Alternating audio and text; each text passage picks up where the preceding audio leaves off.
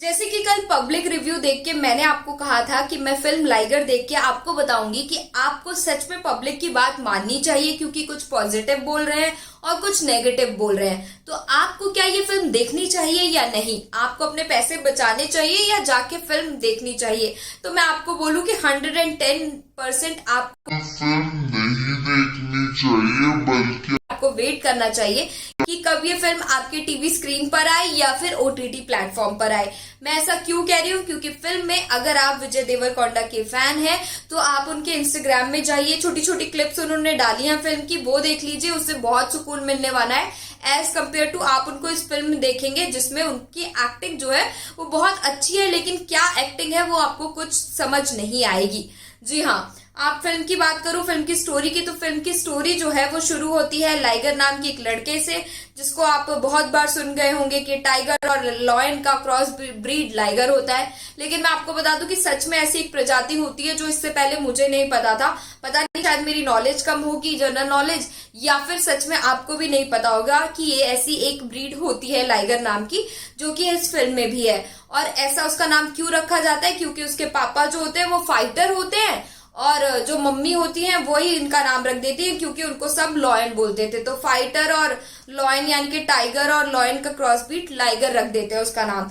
लेकिन लड़का जो होता है यानी विजय देवरकोंडा हकले होते हैं और उनका सब मजाक उड़ाते हैं, और जब लोग उनका मजाक उड़ाते हैं तो उनका हाथ पैर चलता है और उनकी माँ को समझ आता है कि ये अपने पापा के नक्शो कदम में चलने वाले हैं, ये फाइटर बनेंगे, बहुत अच्छा लड़ाई करेंगे और अपने पापा जैसा बनेंगे। बस यहाँ से उनकी स्टोरी शुरू हो जाती है और बहुत ही गरीब होते हैं, लेकिन कब रिंग में पहुंच जाते हैं पता ही नहीं चलता। क्योंकि अगर आपको भी पता होगा कि फाइट करने के लिए बहुत ही मेहनत करनी पड़ती है, बहुत पैसे फूकने पड़ते हैं ट्रेनिंग लेने के लिए, लेकिन उनको ट्रेनिंग देते कौन है? रोनित रॉय। जी हाँ, रोनित रॉय उनके कोच होते हैं। और इसके साथ ही फिल्म में रोनित रॉय का भी रोल है। और इसके अलावा फिल्म में अनन्या पांडे के रोल की बात करें, जैसे शुरुआत से ही लोग भी कह रहे थे और हम भी कह रहे थे कि अनन्या पांडे को इस फिल्म में क्यों लिया गया।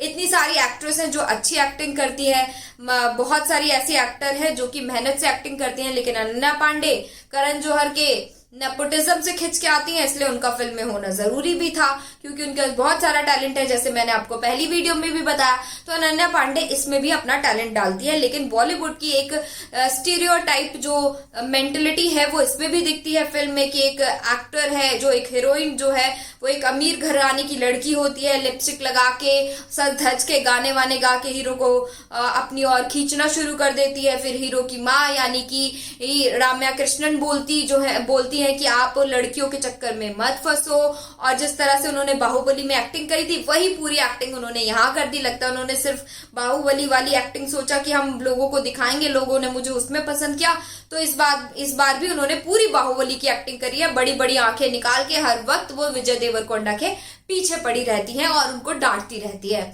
रही बात माइक टाइसन की, तो उनका भी थोड़ा बहुत रोल है जिसमें उनका मजाक उड़ा दिया गया। इतने अच्छे रेसलर का मजाक जो है उस फिल्म में बना, वो आप देखेंगे तो आपको समझ आ जाएगा, नहीं देखेंगे तो मैं बोलूं कि मत ही देखना, क्योंकि उसमें बिल्कुल उनका मजाक बनाया गया है। फिल्म में उनका क्या रोल है, किस तरह से जो हमें टीजर में दिखाया गया था कि एक बहुत बड़ा जो है वो डॉन है और लाइगर उनसे लड़ने जाता है, तो ऐसा कुछ भी नहीं होता, बहुत ही बकवास उसमें दिखाया गया है। और इसके अलावा मैं बात करूं जो बाकी एक्टर है, इसमें आपको बता दूं चंकी पांडे भी हैं। जी हाँ, अनन्या पांडे के पापा चंकी पांडे भी इस पैन इंडिया की फिल्म में कूद पड़े। उन्होंने कहा कि चलो इतने दिनों से फिल्म तो मिली ली नहीं, मेरी कॉमेडी तो गई भाड़ में, इसमें मैं ही चमका देता हूँ। इसमें वो बिलियनरी का किरदार निभा रहे हैं, जो कि बहुत ही एटीट्यूड के साथ इसमें दिखाया गया है। इसके साथ ही जिस तरह से आपको बता दूं विजय देवरकोंडा को तो ऐसे लग रहा है कि जबरदस्ती की उनको एक्टिंग बताई गई है कि एटीट्यूड रखना है, जो उन्होंने अपने प्रमोशन में भी दिखा दिया, जिसकी वजह से आधे लोग तो इस वजह से भी फिल्म देखने नहीं गए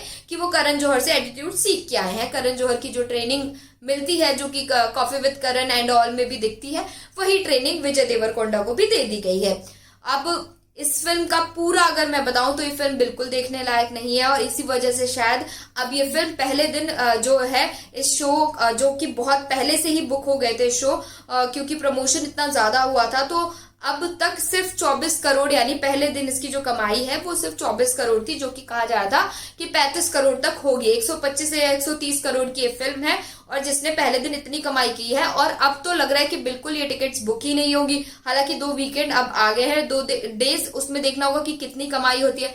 लेकिन लगातार डायरेक्टर और जो इसकी प्रोड्यूसर है फिल्म के, अनन्या पांडे जो एक्टर है, वो यही डाल रही है कि फिल्म में अच्छी कमाई की है। वो तो वही जानते होंगे या जनता ही जानती है, लेकिन एंड में क्या नंबर निकल के आते हैं मैं आपको आगे अपनी वीडियोस में बताऊंगी। आपका क्या कहना है? अगर आपने ये फिल्म देखी, हमें अपने कमेंट सेक्शन पर जाकर जरूर बताएं।